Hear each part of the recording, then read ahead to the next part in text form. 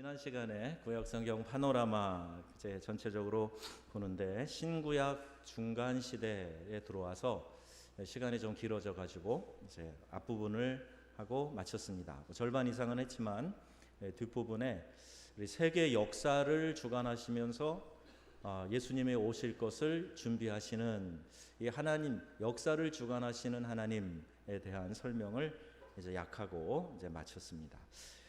우리 앞에 한번 띄워주시면 제가 넘기면 될까요? 예, 그러면 조금 보면서 가겠습니다. 지난 시간에 침묵에도 뜻이 있다 그랬어요. 예, 그리고 침묵에도 뜻이 있다. 저 말 구유는 누가 태어나신 구유인지 아시겠죠? 예수님이 탄생하신 그 구유를 그려놓은 거죠. 태초에 있었던 성부, 성자, 말씀, 예, 성부, 성자, 성령의 성자 말씀이 육신을 입고 이 땅에 태어나셨다. 이제 그걸 처음에 설명을 드렸어요. 예, 그리고 구약 시대에는 이 율법을 돌판에 새겨서 대표적으로 10개의 계명을 돌판에 새겨서 모세를 통해 이스라엘 백성에게 주셨죠. 지금 우리가 가지고 있는 10계명 그 내용입니다. 또 이거 외에도 여러 계명을 주시면서 우리 인간이 하나님을 향해 더욱 가까이 나아갈 수 있는 길을 이렇게 제시해 주시는 거예요. 그런데 율법은 한계가 있습니다. 그 모든 하나님의 뜻, 하나님의 법을 우리가 다 완벽하게 지킬 수 있느냐? 그게 안 되는 거예요. 그래서 결국 우리는 죄인이다 하는 것을 깨닫고 이 죄의 굴레에서 우리가 완전히 벗어날 수 없는 연약한 존재다. 이것을 고백하게 되는 거죠. 갈라디아에서 보면 이 율법은 몽학 선생이라, 초등학교 교사다. 그래서 우리를 인도하는 것은 맞는데 온전한 데까지, 성숙한 데까지 이끌지는 못한다. 어린아이들에게 가르치는 선생님 수준으로 가르치는 거다. 자, 이렇게 율법의 기능을 설명합니다. 그래서 율법은 그럼 불필요하냐? 아니요. 예수님도 율법을 불필요하니까 폐해버려야 된다는 그 당시의 주장도 있었는데 그렇지 않다고. 율법은 이 율법은 우리에게 주는 유익이 있고 도움이 있고 또 예수님이 이 땅에 오신 것도 율법을 폐하려 하는 것이 아니라 율법을 완전케 하려 함이라 말씀하셨어요. 그러면 이제 율법을 완전케 하는 데 있어서는 뭐가 필요한가? 그게 바로 오른쪽에 있는 십자가예요. 바로 하나님의 은혜입니다. 여러분, 우리가 기도할 때에도요, 율법의 수준에 머물러서 기도하는 경우가 있어요. 그냥 정죄하고 판단하는 수준. 그것을 남에게도 적용하고 나에게도 적용하고. 나는 어쩔 수 없는 죄인입니다. 그럼 맞는 말이죠.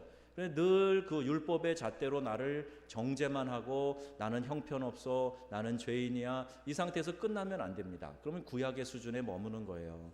그럼 주님도 율법을 완전케 하려 하심이라 그랬는데 은혜가 필요한 거죠. 그래서 은혜로 말미암아 내가 이렇게 죄 가운데 부족함 가운데 있어도 예수님의 은혜로 말미암아 다시 힘을 냅니다. 다시 죄악의 길에서 돌이켜 주의 뜻을 따라 살아갑니다. 부족하지만 하나님 맡기신 사명 다시 한번 감당하기 위해 힘을 냅니다. 이제 은혜 플러스 알파, 은혜가 있어야 된다. 이제 그것이 이제 신약과 구약의 대표적인 차이점이라고 이제 설명을 했습니다. 그래서 그 관계를 좀 자세히 이렇게 표로 말씀을 드렸는데 요거는 여러분이 집에서 찬찬히 하나씩 찾아보시면 좋겠고요. 그리고 이 구약의 또 대표적인 하나님의 은혜의 상징인 거죠. 은혜의 상징. 구약에도 그런 은혜가 있었는데 바로 이 성도들을 날마다 먹여주신, 광야에서 먹여주신 만나, 또 메추라기, 이걸 하나님 보내주셨잖아요. 매일 내리는 저 만나를 먹으면서 사람들이 광야 40년을 보냈던 것처럼 우리에게 영생하도록 주시는 생명의 떡이 있는데 바로 예수 그리스도. 예수님이 잡히시기 전에 이 성만찬을 제정하신 이유도 내가 바로 생명의 떡이다 하신 그 말씀을 우리에게 퍼포먼스로 보여주신 거예요. 그리고 언제까지 이거 하라 그랬죠? 성찬식은 예수님이 다시 오실 때까지, 주님이 다시 오실 때까지 이 예식을 계속 행하라고 말씀을 하셨어요. 그러면서 우리가 한 몸 공동체, 또 생명의 떡이신 예수님을 나누는 공동체임을 고백하게 하신 거다. 그렇게 말씀을 드렸어요. 구약에는 항상 예표가 있습니다. 예표.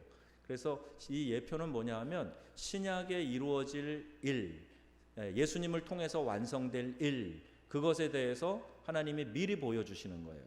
예를 들면 구약에 가장 먼저 나오는 복음, 혹시 어디 나오는지 아십니까? 구약에 나오는 복음, 창세기 3장에 있어요. 3장. 창세기 3장에 이미 인간의 타락이 시작이 되는데, 그때 짐승을 잡아서 가죽옷을 지어 입혀주시는 거예요. 그게 바로 여인의 후손은 그 짐승의 머리를 상하게 하고, 그 짐승은 여인의 후손의 발꿈치를 상하게 하고, 이제 그 이야기도 나오죠. 이걸 원복음이라고 합니다. 원복음. 그래서 이 복음의 가장 첫 번째 성경에 나오는 거는 구약 창세기에 이미 나오고 있어요. 그런데 이 복음이 어떻게 완성이 되느냐? 예수님의 갈보리 십자가 죽으심으로 완성이 되는 거예요. 구약에 나오는 그것은 예표고, 나중에 나타나실 그리스도를 통해 완성될 일을 미리 보여주시는 것이다. 그리고 저 말씀도 하나님의 말씀을 계명으로 주셨는데 돌판에 새겨주신 것, 이제 우리 성령 시대, 이 언약 시대, 우리는 하나님의 말씀을 어디에 새겨야 되나요? 마음에 새겨야 된다. 이것을 말씀을 드렸습니다. 자, 이렇게 부분적인 거, 그리고 한시적인 거, 일시적인 영광, 이것이 이제 영원한 영광으로 나아가는 것으로 이렇게 다 되었고요. 이제 우리는 종에서 우리의 신분이 자녀의 신분이 되는 것으로, 하나님의 자녀가 된 것으로 요한복음 1장 12절에도 말씀하고 있어요. 어떻게 하면 하나님의 자녀가 되나요? 예수 그리스도의 이 복음을 영접하는 자, 예수님을 나의 구원자, 나의 주님으로 영접하는 자, 그 이름을 믿는 자들에게는 하나님의 자녀가 되는 권세를 주셨다 그랬습니다. 그래서 우리 하나님의 자녀예요.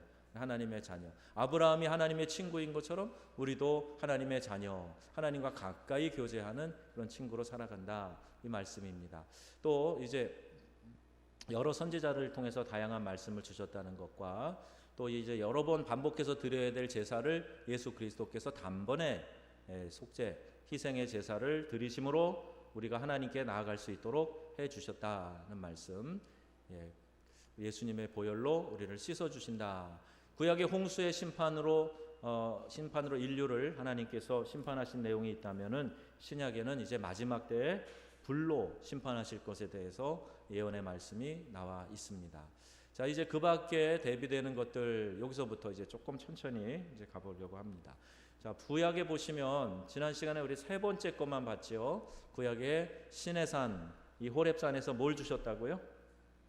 모세의 십계명, 두 돌판을 받았어요. 신약에는 그것이 뭐로 되어 있나요? 세 번째 줄에 갈보리 언덕으로 되어 있어요. 맨 위에는 구약 시대에는 성부에게서 시작이 됨, 그죠? 신약에는 맨 위에 누구? 성자에게서 시작이 됨. 두 번째, 구약은 저주로, 오늘 말라기 마지막 본문 읽어보셨죠? 구약의 마지막은 뭐로 끝나요?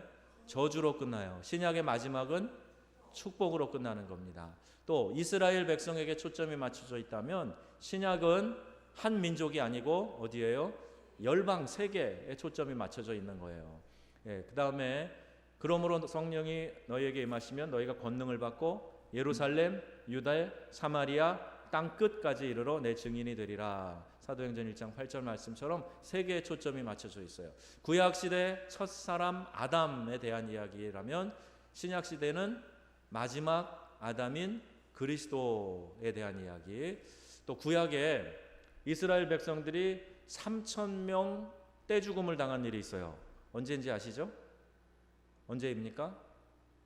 광야에서 불평하다가 3,000명이 떼죽음을 당하게 돼요. 그런데 신약에는 반대로 3,000명이 구원을 받는 역사가 일어나요. 어디에서죠? 베드로가 설교할 때 하루에 3,000명씩 회개하고 돌아오더라. 이 숫자가 상징이 있는 거예요. 또 구약에는 이스라엘, 신약은 교회라는 이런 표현으로 이제 비교해 보는 겁니다. 이제 구약과 신약의 좀 이 초점, 관점의 차이를 비교해 보는 거예요. 자, 그 사이에 무슨 일이 있었는가? 지금 구약과 신약을 이야기했는데 그 사이에 무슨 일이 있었는가? 오늘 읽었던 말라기서 본문 마지막 부분하고 마태복음 1장 1절 요 예수님의 족보로부터 시작되는 요 마태복음 1장 1절 사이에 중간기라고 부르는 침묵기가 있었는데 이렇다 할 선지자가 나오지 않았던 그때에 무려 400년 동안에 하나님의 음성을 듣는 일이 없는 침묵기를 보내게 됩니다. 여러분 아세요? 우리가 하나님의 말씀을 듣지 못하면 영적인 기갈에 빠집니다. 공허해지는 거예요. 그리고 우리가 불안해집니다. 늘 부모님의 품에서 부모님의 소리를 듣고 있는 아이하고 엄마 아빠가 옆에서 아무 소리가 안 나. 그러면 이 아이는 얼마나 불안한지 몰라요. 영적으로도 마찬가지입니다. 우리가 400년 동안의 침묵기가 있었다는 것은 이 선민인 이스라엘 백성들이 얼마나 그 곤궁한 삶을 살았는가, 영적으로 황폐한 삶을 살았는가, 이것을 보여주는 거예요. 그럼 그 사이에 과연 무슨 일이 있었는가? 왜 하나님은 침묵하셨는가? 아무 일도 안 하셨는가? 거기에 대해서 오늘 좀 더 배우려고 하는 겁니다. 그 사이에 이제 성경적인 것 또 이렇게 쭉 내려왔던 언약에 대한 것 이제 놔두고 세계는 어떻게 움직였는가? 이제 세계 역사를 한번 보려고 그래요. 그 지중해를 중심으로 한 오늘의 그 중동 지역, 거기가 그 당시에 중심지라고 볼 수가 있어요. 그럼 이 중심지에서 일어났던 일들이 뭔가? 먼저 이 시대에 예수님이 오실, 구세주가 오실 그 시기를 준비하면서 세계 역사는 이렇게 움직여 갔습니다. 기원전 약 900년에 아수르 제국이 일어납니다. 아시리아라고도 하죠. 아수르 제국이 일어나서 패권을 장악하고 기원전 약 722년들이 북이스라엘을 정복하고 백성들을 곳곳에 흩어버리고 민족의 혼혈 정책을 쓰게 됩니다. 그럼 저 지중해 옆에 거기가 지금 오늘의 이스라엘 땅이죠. 붉은색으로 쭉 그려져 있는 아수르 제국이 지금 저 아라비아 반도 북쪽하고 아프리카 북 오른쪽 이집트의 한 부분이죠. 그 전체 소아시아 전체를 통치하고 있었단 말이에요. 722년에 결국 북이스라엘도 정복하고 이들은 그들의 그 정치적인 그런 전략이죠. 혼혈 정책을 쓰게 되는 거예요. 그래서 이 민족을 섞어 놓습니다. 통치하기 좋도록 민족의 어떤 특별한 자긍심이나 이런 것들을 없애려고 하는 거예요. 우리가 일제 강점기에 창씨 개명 당하는 거 똑같은 겁니다. 이름을 일본식으로 부르게 하는 것, 그래서 일본 사람인 것처럼 하게 하는 것, 비슷한 원리인데 혼혈 정책을 써서 이 팔레스틴에 남아있는 유대인과 이방인들을 또 통혼시키는 거예요. 그러니까 사마리아 사람이 바로 그 지역에 있는 북이스라엘 쪽에 살던 사람들인데 혼혈이 되어가지고 외모로 남쪽에 유다에 있는 유대인들하고 많이 달랐어요. 겉보기에도 틀렸고 또 이들의 열 부족이 올라가서 세웠지만은 그러나 정체성은 남쪽에 있었어요.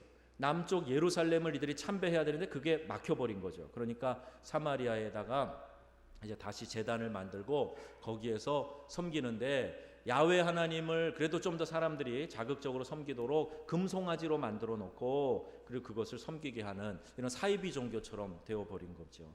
이것이 기원전 722년 이후로 일어나게 되는 겁니다. 그런데 이 아시리아 제국도 오래가지 않았습니다. 기원전 612년까지 이 아시리아 제국이 맹위를 떨치다가 그만 이제 신생 국가 바벨론에게 망합니다. 그 지도 보라색인데요. 위치가 조금 달라지기는 했어요. 위쪽으로 좀 더 올라갔죠. 이렇게 장악을 한 바벨론 신흥 제국이 일어나게 되고 이 근동의 패자로 이제 새로운 역할을 하게 됩니다. 바벨론에 우리가 아는 느부갓네살 왕이 기원전 606년에 남유다를 정복을 합니다. 그러니까 북이스라엘도 망했고 어느 나라에 망했어요? 이스라엘이 아시리아에. 남유다도 망했어요. 어느 나라에? 바벨론. 아시리아를 없애고 다시 등장한 이 패권 국가 바벨론에 의해서 남유다도 망하게 됩니다. 이 바벨론은 또 완전히 기원전 586년에 예루살렘 성전과 성벽까지 다 파괴해 버립니다. 느부갓네살 왕에 의해서 파괴해 버리고 이 유다의 고위직의 자제들, 엘리트들, 왕의 그 혈통에 있는 자제들, 이 사람들을 다 데려가요. 바벨론으로 끌고 가서 거기서 왕이 특별히 이제 엘리트 교육을 시키면서 자기의 신복으로 키우는 거죠. 그 과정 속에서 이제 다니엘과 세 친구가 이 바벨론에 가서 있는 역사가 있어요. 바벨론이 가가지고 왕이 먹는 진수성찬을 다니엘과 세 친구가 먹지 않았죠. 그래서 풀무불에 던져지고 또 뭐 다니엘은 또 사자굴에 던져지고 그런 일들이 일어나죠. 느부갓네살 왕이 꿈을 꿉니다. 근데 꿈에 큰 이제 환상을 보는데 머리는 금으로 돼 있고 가슴은 은으로 돼 있고 또 이 넓적다리는 노스로 되어 있고 종아리는 철로 되어 있는 그 꿈을 꾸게 되죠. 이게 역사의 패권 국가가 바뀌는 것에 대한 하나님이 보여주신 환상이에요. 머리는 바벨론이고 가슴은 이제 바벨론이 곧 페르시아에 망합니다. 페르시아에 망하게 되는데 이 페르시아가 가슴, 은 부분, 그 다음에 페르시아는 그리스 제국에 망합니다. 그리스는 넓적다리에 해당하는 거. 그 다음에 로마 제국은 그 밑에 종아리 부분 철로 이렇게 환상으로 보여주시는 거죠. 자, 이것이 이제 바벨론 제국 시대에 일어나는 거예요. 하나님은 계속해서 패권 국가가 일어나도 그 사이에 유대 민족의 혈통과 신앙을 꾸준히 이어가도록 하셨고 계속 배양시켜 나가셨던 거예요. 자, 보세요. 나라가 힘이 있어서 좌지우지하고 뭐 멸망도 시키고 혼혈 정책도 쓰고 별짓 다 해도 하나님의 계획은 끊기지 않습니다. 남은 자들에 의해서 끊임없이 유지되고 있어요. 단지 하나님이 묵인하시거나 혹은 하나님이 사용하실 때 그들이 힘자랑하는 거지 하나님이 불어버리시면 그냥 그 순간 끝나는 거예요. 자, 바벨론은 이제 페르시아에 망하죠. 536년에서 332년까지 이 페르시아 제국이 존재하게 됩니다. 초록색이에요. 네. 좀 더 오른쪽으로 많이 나가 있는 거죠. 이 페르시아의 여러 문화들도 많이 발전돼 있고 또 고대 그리스에도 영향을 많이 끼쳤던 그런 나라입니다. 이들이 바벨론 시대에 많은 유대인들이 포로로 잡혀갔다가 다시 귀환을 하죠. 1차, 2차, 3차 귀환을 하지 않습니까? 페르시아의 고레스 왕 때에 이 바벨론의 포로로 잡혀갔던 유대인들을 놓아주고 고향으로 돌려보냅니다. 그래서 고국으로 가서 성전을 재건하죠. 성전을 재건합니다. 그래서 처음에 스룹바벨의 스룹바벨이 가서 성전을 먼저 재건을 해서 솔로몬 성전이 다 무너지고 그 다음에 스룹바벨 성전이 다시 지어진 거예요. 그 다음에도 또 이제 학사와 제사장인 에스라를 보내고 그래서 이 사람들을 통해서 성전을 재건하고 예배를 회복하고 하게 하지요. 그리고 나서 또 이제 느헤미야가 또 가서 이 성전 예루살렘을 성벽을 복원하게 하는 그 1차, 2차, 3차 귀환에 페르시아 제국 시대에 이루어지게 되는 겁니다. 페르시아 제국은 알렉산더가 이끄는 그리스 군대에 의해서 망하게 됩니다. 알렉산더 유명한 지도자, 통치자죠. 알렉산더에 의해서 망하게 되고 기원전 332년에서 기원전 176년까지 이 그리스 제국이 존재하게 됩니다. 이 지중해 자그마한 섬이 이제 그리스 제국으로 크게 확대돼서 이렇게 넓은 통치 영역을 갖게 됩니다. 그리스는 이제 우리가 말하는 헬라 그 문화에 아주 많은 영향을 끼쳤어요. 그래서 그리스, 로마 이 두 시대를 통해서 저쪽에 있는 이 헬라 문화가 아주 굳건하게 자리를 잡게 되었다. 이렇게 볼 수가 있습니다. 그리스 제국이 멸망하기 직전에 약 기원전 176년경 유대의 마카비 일가가 봉기를 일으킨 적이 있어요. 그래서 이것을 독립운동의 시초로 보는데 이게 성공하지 못했습니다. 그래서 기원전 63년에 이제 로마에 의해서 완전히 이제 정복당하는 함락당하는 그런 역사를 겪게 됩니다. 이제 이 제국들보다 훨씬 더 강력한 제국이 일어나는데 종아리에 해당하는 환상의 로마 제국이에요. 이 로마 제국은 지중해도 넘어서 저 서유럽까지 확대해 나갑니다. 이 로마 시대에 닦았던 길이나 유적들이 제가 살았던 서유럽에도 많이 있어요. 근데 이 로마 제국이 복음 전도를 위한 이 도로를 닦고 기초를 놓았다. 이렇게도 우리가 볼 수 있게 됩니다. 로마의 폼페이 장군이 기원전 63년에 예루살렘을 점령하고 주 500년까지, 그러니까 기원 후 예수님 후 500년까지 이 로마 제국이 건재하게 됩니다. 법치 국가로도 유명하죠. 로마는 법으로 다스리고 통치하는 그런 나라로도 유명한데, 로마의 도로는 결국 어디를 가나 로마는 도로를 닦았어요. 그래서 여러분 아시는 표현 말이 있는데, 모든 길은 로마로 통한다. 그게 그 이유입니다. 왜 길을 닦았을까요? 혹시 아시나요? 왜 로마는 가서 점령하면 거기다 먼저 길을 쫙 닦아 놓을까요? 이 넓은 지역을 다스리다 보니까 어디서든지 봉기가 일어날 수가 있어요. 반란이 일어날 수 있어요. 그러면 로마의 이 군대를 쫙 보내가지고 거기를 그냥 쑥대밭을 만들고 조용히 만들고 다시 꼼짝 못하게 하는 그런 군사적인 목적으로 도로를 닦은 거예요. 그래서 모든 길은 로마로 통한다 그랬는데, 결국에는 이 로마로 통하는 그 모든 길이 결국 예루살렘에서 시작해서 사도들이 복음을 전해서 나가는 그 복음 전도의 길로 하나님이 활용을 하신 거죠. 또 언어를 통일시켰어요. 저 땅은 그렇게 대단히 대륙의 전체는 아니라고 할지라도 언어가 참 다양하고 많습니다. 유럽도 다 각기 언어들이 있었어요. 그런데 이 헬라어, 그리스 헬라어로 싹 저지기를 다 통일을 시켜버려서 이 세계적인 공용어가 헬라어가 된 겁니다. 헬라어, 그리스 말, 고대 그리스 말이에요. 헬라어가 된 거예요. 그래서 로마에 또 이제 타락이 오게 되는데, 이 타락을 통해서 영적으로 이 잡신 우상을 섬기고 결국에는 이 도덕적으로 이들이 이제 완전히 타락하게 되어서 결국 로마가 망하게 되는 거죠. 어느 시대도 보면은요, 이 몽골도 마찬가지입니다. 몽골이 그렇게 이 유럽을 벌벌 떨게 만들고 징기스칸 시대에 완전히 그냥 그들의 그 기갑 부대, 기갑이라고 해야 되나요? 이 말을 타고 그냥 달려가 가지고, 그 당시에 이 서양 사람들은 갑옷을 입고 무장하고 기사들이 있던 그런 때거든요.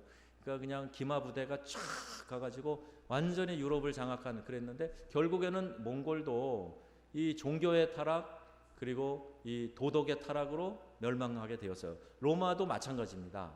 로마가 하루아침에 세워진 게 아니죠. 그런데 로마가 급속히 무너진 이유가 종교의 타락, 도덕적인 타락이에요. 도덕의 타락이 있을 때 가장 먼저 빨간 신호등으로 들어오는 게 성도덕의 타락입니다.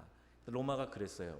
그러니까 이 고관 대작의 집에서 며느리를 얻으려고 하는데 처녀를 찾아볼 수가 없는 거예요. 워낙 난잡한 성도덕의 타락 가운데 빠져 있고 쾌락을 추구하는 그런 문화 가운데, 향락 문화에 빠져 있으니까. 그래서 지혜로운 사람들이 현숙한 여인을 어디서 찾을까? 그 찾다가 보니까 현숙한 여인이 있는데, 근데 그 사람이 크리스찬이야. 예수라는 사람을 믿는 그 이단 종파 같은 그런 신흥 종교에 빠져 있는 사람이야. 그런데 보니까 그 여인은 현숙한 처녀란 말이에요. 그래도 그게 낫겠다. 그래서 며느리를 드리고, 콘스탄틴 대제의 어머니가 크리스찬입니다. 그래서 결국 그 어머니의 영향으로 이 기독교를 국교로 공인하게 되는 거죠. 313년에. 이런 것이 다 이 성도덕의 타락으로 멸망해가는 로마의 끝물에 기독교인들이 빛으로 소금의 역할을 감당해서 그와 같은 영향력을 끼치게 된 거예요. 결국 로마 제국도 이 역사의 뒤안길로 사라진 것은 이렇게 종교적인 타락, 도덕적인 타락이 원인이었다 하는 겁니다. 여러분, 이 시대에도 이거는요, 역사의 중요한 교훈을 우리가 받을 수 있어요. 이 시대에도 이렇게 성도덕이 문란해지고 타락으로 향하고 그러면 이 종말이 가까웠다, 멸망이 가까웠다, 또 우리 빨간불이 들어왔다, 이걸 알아야 됩니다.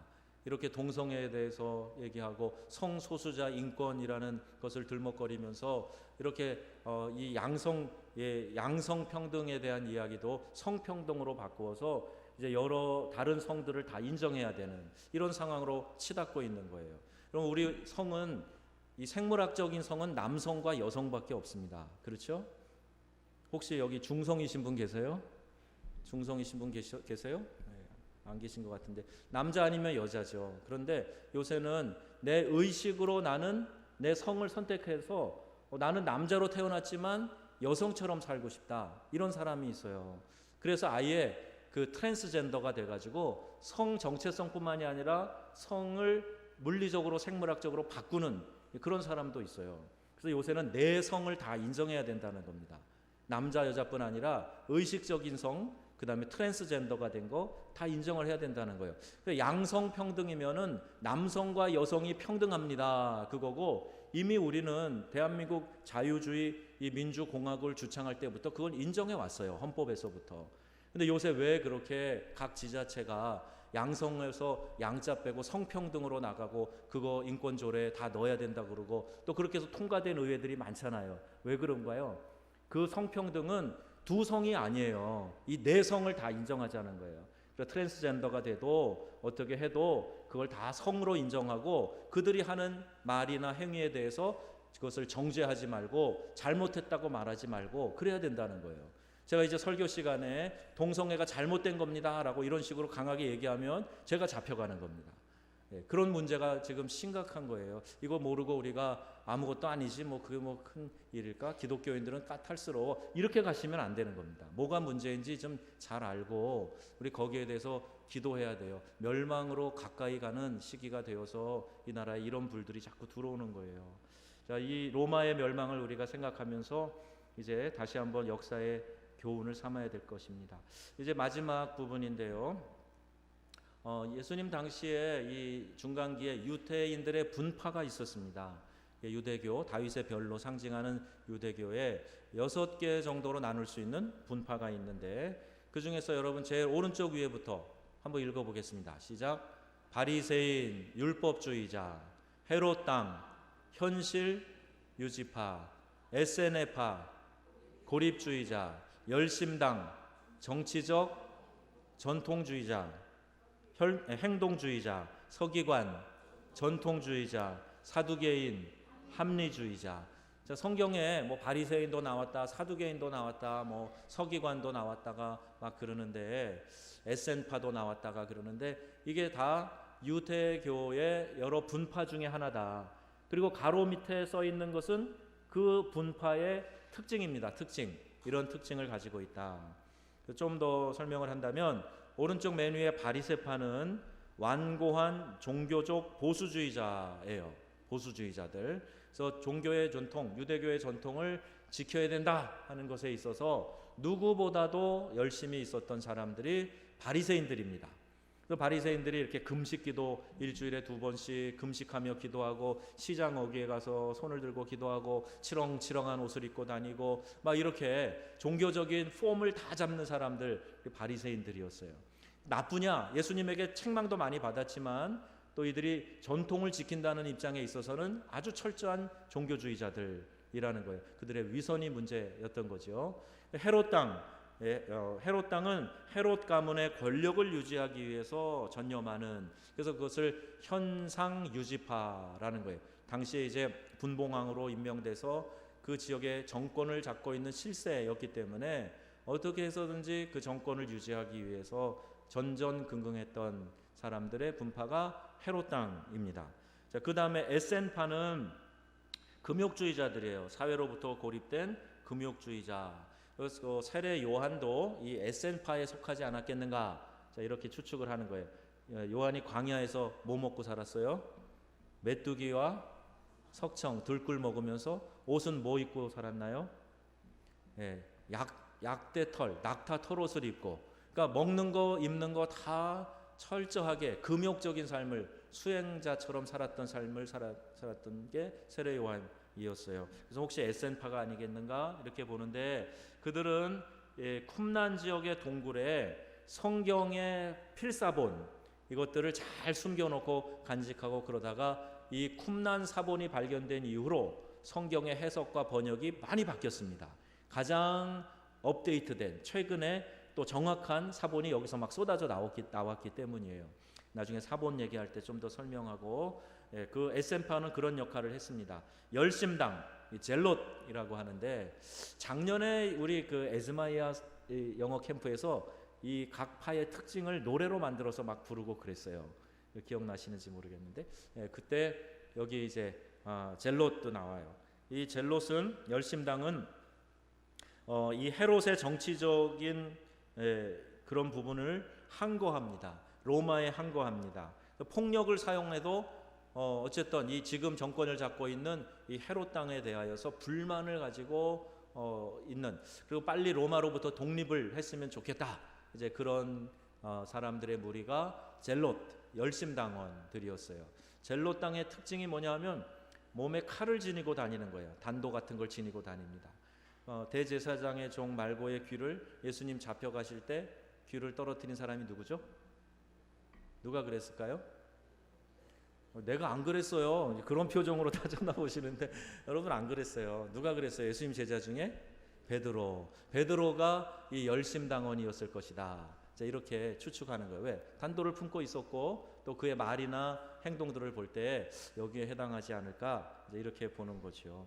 뭐 남았어요? 서기관은 율법을 해석하고 그 율법을 가르치는 일, 또 성경을 필사해서 그것을 보관하는 일, 그것을 서기관들이 맡아서 했습니다. 전통주의자들이에요. 율법을 잘 아는 사람들이에요. 또 마지막 사두개인들은 이 상류의 종교적, 정치적 그런 부분들에 대해서 특권을 누리던 사람들이에요. 의식은 좀 자유주의자들입니다. 전통주의자들이 아니에요. 이 사두개인들은 신분적으로도 좀 높은 위치에 있는 사람들입니다. 바리새인들은 약간 중류층 사람들이었어요. 사두개인들은 좀 더 고위층의 상류에 있는 사람들이었는데 사회적 관심이 많았고 또 합리주의자들이라 보니까 이 부활이라든지 또 영원히 불멸하고 사는 것이라든지 이런 걸 믿지 않았습니다. 그래서 예수님 당시에 이 사두개인들이 예수님에게 무슨 질문을 했죠? 기억나는 거 있으십니까? 예, 형사취수제 아닙니까? 그 형과 형수 사이에 후사가 없이 형이 죽었어요. 그러니까 둘째가 그 형수를 또 아내로 맞아서 살았는데 둘째도 아이가 없이 후사 없이 죽었어요. 셋째도 그와 같이 하고 넷째도 그와 같이 하고 다섯째도 그와 같이 하고 이제 예수님을 이렇게 올가매려고 어려운 질문하는 거죠. 그러면 마지막 때 천국에 가서 이 여인은 누구의 아내입니까? 이렇게 물어보는 거예요. 이렇게. 참. 이렇게 물어봤어요. 예수님이 뭐라 그러셨어요? 글쎄, 참 어려운 질문이다. 그러셨어요? 야, 이 멍청한 놈아, 너는 내세도 모르고 천국도 모르고 다음 세대, 다음 삶에 대해서 전혀 모르니까 그런 이상한 소리 하지. 그래서 그렇게 말씀하셨죠. 사두개인들은 그 논리에 빠져 있는 거예요. 부활도 믿지 않고 영원한 다음 세상, 내세에 대해서 믿지 않았어요. 그러니까 이런 의식을 갖고 있었던 사두개인들이 있었다.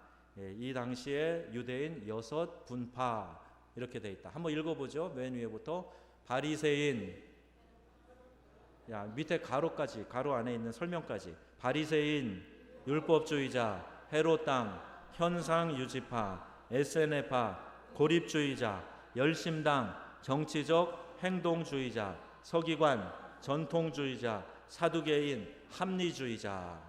이런 틀로 여러분 이해하시면 그들이 하는 말이나 주장이 좀 더 쉽게 이해가 되실 겁니다. 자, 이제 그림 2개 남았습니다. 중간기에 문헌들이 있는데요. 이건 구약의 외경이라고 보는데 구약의 외경이 이렇게 많습니다. 그래서 15개의 이제 외경이 있는데 이 15개의 외경 가운데 이 카톨릭에서는 1546년 트랜스라는 데서 모인 종교회의에서 12개를 카톨릭에서 받아들일 만한 그런 성경이다. 그래서 정경으로 집어넣었어요. 외경이라는 것은 뭐냐 하면 이 엑스트라 캐논이라서 우리가 가지고 있는 성경 구약 몇 권이죠? 구약 39권, 신약 27권, 합쳐서 성경 66권. 딱 우리는 이것만 정경이에요. 여기에다 누가 더 집어넣을 수도 없어요.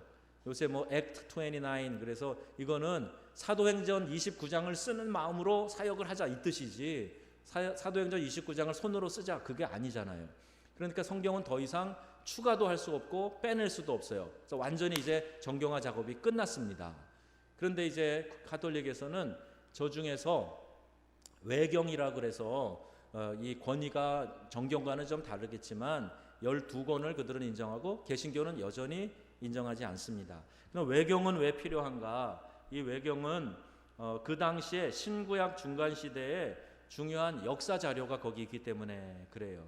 외경을 통해서 조금 우리가 알아볼 수 있는 그 시대적인 배경이나 역사적인 자료들이 있어서 참고하는 데는 도움이 되지만 그걸 정경으로 그 같은 권위로 우리는 인정하지 않습니다. 그럼 신구약 중간기에 나온 중요한 성경이 있는데 그건 번역본이에요. 70인역 성경이죠. 이게 라틴어로 L은 L하고 XX 이렇게 씁니다. L은 이제 7을 말하고 10개 이렇게 설명하는 그렇게 라틴어로 쓰기도 해요. LXX 70인역, 흠정역 이렇게도 하는데요. 히브리어가 점점 사어가 돼요. 사람들이 사용하지 않는 언어가 된 거예요. 바울 시대에도 이미 유대인들인데 히브리어를 모르는 사람들이 많았어요. 그래서 바울이 유창한 히브리어로 설교를 하니까 유대인들이 와 그런 거예요. 와 유창한 히브리어. 이걸 유대인들인데도 히브리어를 점점 잊어가는 거죠. 우리 미국에서 온 우리 선생님들 보니까 한국말이 조금 어눌한 분들이 있잖아요. 그래도 저 정도는 잘하는 거예요.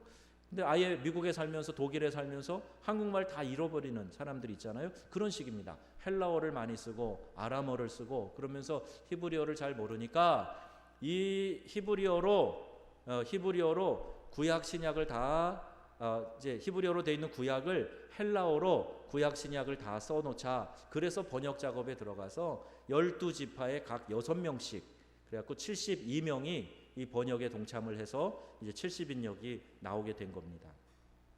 이 70인역이 중간기에 있었던 중요한 번역본이고 우리 기독교 개신교의 입장에서는 외경은 그렇게 우리가 귀중한 가치로 여기지 않아요. 우리가처럼 신학을 하는 사람은 필요할 때 뭐 조금 뒤져볼 수는 있지만 그 여러분들이 외경이 있대. 아이고 그거 카톨릭 서점에 가면 이때 이거 가르쳐 드려도 되나?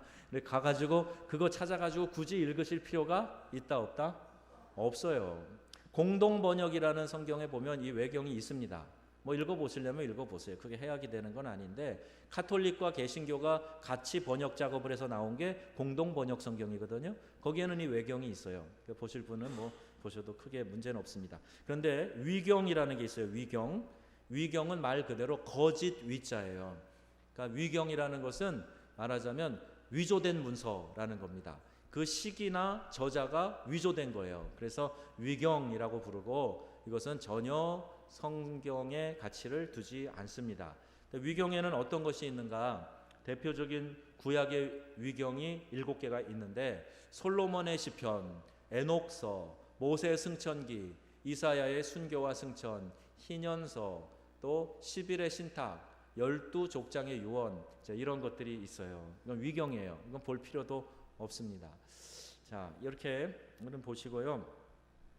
우리는 성경 전체를 통해서 하나님께서 얼마나 준비성이 있으신 분이신지 하는 것을 알게 됩니다. 모세를 80년 동안 하나님께서 준비시키셨죠. 그리고 바울도 그가 다메섹 도상에서 우리 부활하신 주님을 만나지만 아라비아로 가서 3년 동안 거기서 수양을 하면서 하나님의 뜻을 쫓으면서 준비하는 시간이 있었어요. 예수님도 3년간 공생애를 사셨지만 몇 년을 준비하신 거예요? 그러면 태어나셔서 30년을 준비하신 거예요. 하나님은요 우리가 생각하는 것만큼 그렇게 급하지 않으세요. 철저히 준비하십니다. 무엇을 통해서 할 수 있어요? 예수 그리스도의 구속자로 구원자로 예수 그리스도가 등장하는 데까지 무려 4,000년 이상을 역사를 투자하셨다 하는 걸 통해서 알 수가 있습니다. 하나님께서는요 여러분을 위해서도 그렇게 투자하고 계세요. 지금 여러분을 그 모습으로 인도하시기 위해서 하나님이 많은 투자를 하신 겁니다.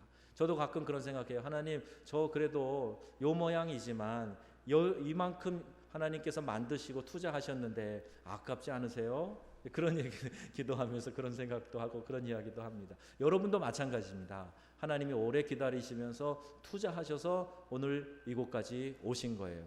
하나님의 기다리심을 여러분 이해하시고 깨달으시고 말씀 안에서 우리 하나님께 귀하게 쓰임받는 삶을 사시기를 주님의 이름으로 축복합니다. 아멘. 기도하겠습니다.